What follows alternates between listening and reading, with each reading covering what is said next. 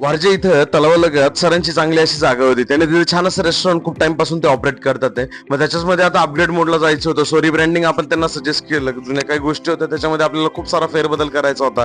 काही आपल्या चुका होत्या त्या आता आपल्याला नवीन प्रकारे करून व्यवस्थितपणे कस्टमर बेसकडे वळवता येईल यासाठी. मग याच्यामध्ये एकंदरीत जर बघायला गेलं तर बँक्वेट कशा प्रकारे करता येईल, त्याचं किती जागा लागणार आहे, मग आहे त्या स्ट्रक्चरमध्ये बँक्वेट आपल्याला कुठं शेड्यूल करता येईल तेही आपण त्यांना सांगितलं.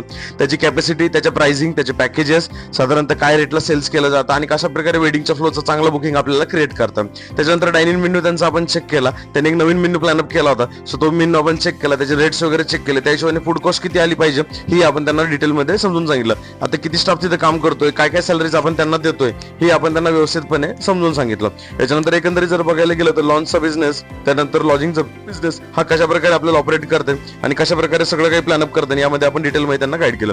स्विगी झोमॅटो याच्यासोबत आपल्याला कशा प्रकारे टाईप करता येईल, कशा प्रकारे तिथून बिझनेस वाढता येईल हे आपण त्यांना व्यवस्थितपणे सांगितलं. त्याच्यानंतर त्यांच्या छोट्या मोठ्या बऱ्याच साऱ्या गोष्टींमध्ये क्वेरीज होत्या. त्या सगळ्या क्वेरीज आपण त्यांच्या सॉल्व्ह केला आणि त्यांचा निरोप घेतला. भेटूया उद्या. तोपर्यंत लाईक करा, फॉलो करा, शेअर करायला विसरू नका. Stay tune.